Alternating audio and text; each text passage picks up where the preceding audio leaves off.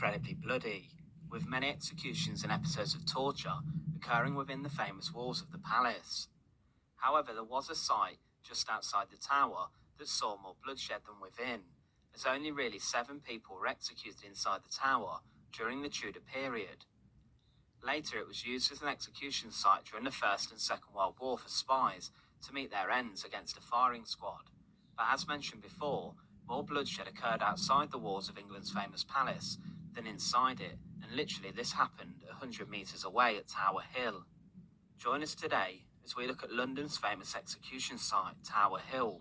And remember to support our channel, please make sure to subscribe.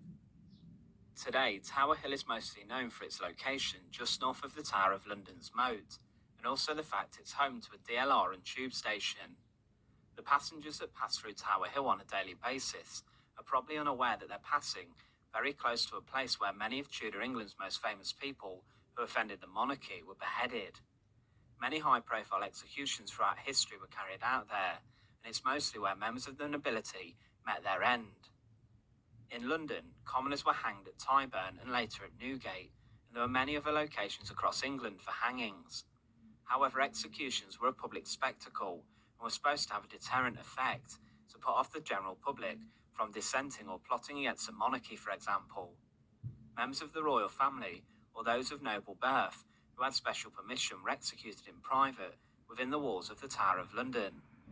Tower Hill seems to have been a rather convenient place to publicly execute the condemned who had become a pain to the monarchy. The most common method of execution at Tower Hill was beheading, but there were other methods used.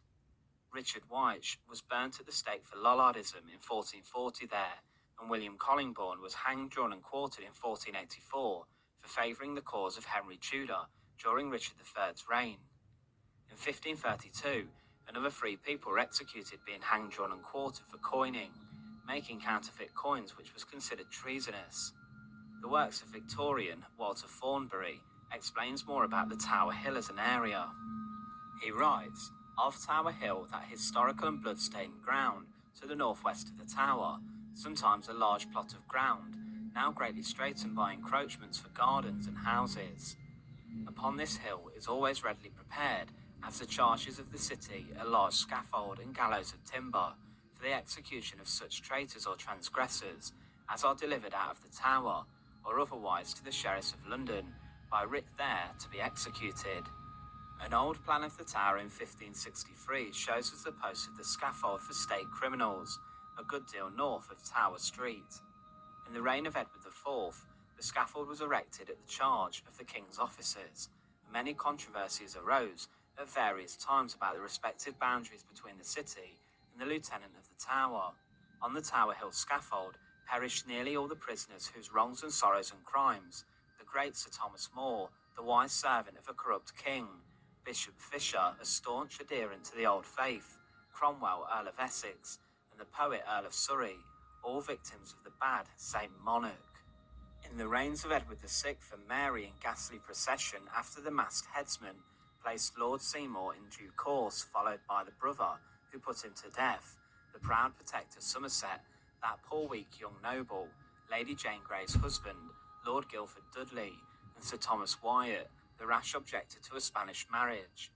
The victims of Charles's folly followed in due time, the dark and arrogant Strafford, who came like a crowned conqueror to his death, then his sworn ally, the narrow-browed fanatical lord. The Restoration Cavaliers too their vengeance next, and to the Tower passed those true patriots. With this, Thornbury writes of those who were executed upon Tower Hill, and he continues, blood ceased to flow on Tower Hill after the execution of the Duke of Monmouth, until the Pretender's fruitless rebellions of 1715 and 1745. In 1746, Mr. Radcliffe was executed here. He had been a prisoner in the Tower for his share in the rebellion of 1715, but succeeded in escaping. At the last execution which took place on Tower Hill, that of Lord Lovat, on April the 9th, 1747, a scaffolding built near Barking Alley fell with nearly 1,000 persons on it. 12 of them were killed. Lovat, in spite of the awful situation, seemed to enjoy the downfall of so many Whigs. So one of the first notable executions that took place on Tower Hill was that of Simon Sudbury, the Archbishop of Canterbury. Sudbury had been inside the Tower of London when the Peasants' Revolt stormed the fortress and seized him. He was so unpopular that he was dragged to Tower Hill and beheaded with 7 or 8 blows to his neck. In 1502, James Tyrrell, Richard III's former ally, and the man who admitted to murdering the prince in the Tower, despite being tortured, was beheaded on Tower Hill also.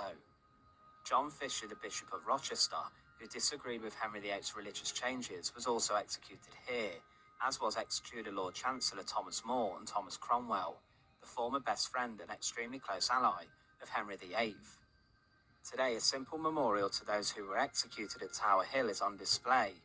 It's found near to a World War II memorial, and it reads, "To commemorate the tragic history and in many cases the martyrdom of those who for the sake of their faith, country or ideals, staked their lives and lost." On this site, more than 125 were put to death, the names of some of whom are recorded here. The executions of some of the most famous condemned who were killed at the site are then listed on the panels, where the site of the scaffold once stood. Near to where this is, there was also a place called Little Tower Hill or East Smithfield. Here executions and less punishments such as a pillory were also used. In 1700 at Little Tower Hill, 3 people were hanged for murder, with their bodies then being displayed publicly in chains. One example of someone being placed in the pillory at Little Tower Hill was Jonathan Easton in 1707, who was convicted and fined £10 for cheating 2 men and was then placed in the pillory for a number of hours.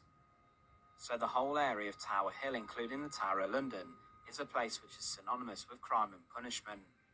Much of the area is shrouded in the brutal punishments and executions for which the area was made famous. Tower Hill saw much more bloodshed than the tower itself did, and many of the most famous icons of the time, who were deemed to be traitors or dangerous by the monarchy, met their end at the scaffold on Tower Hill. What today is a very busy place in which people pass by for work or to get their connecting tube train, once was a place which was reserved for the darkest form of public entertainment and deterrence. Once again, thanks for watching. To support our channel, please make sure to subscribe, and once again, thank you so much for watching.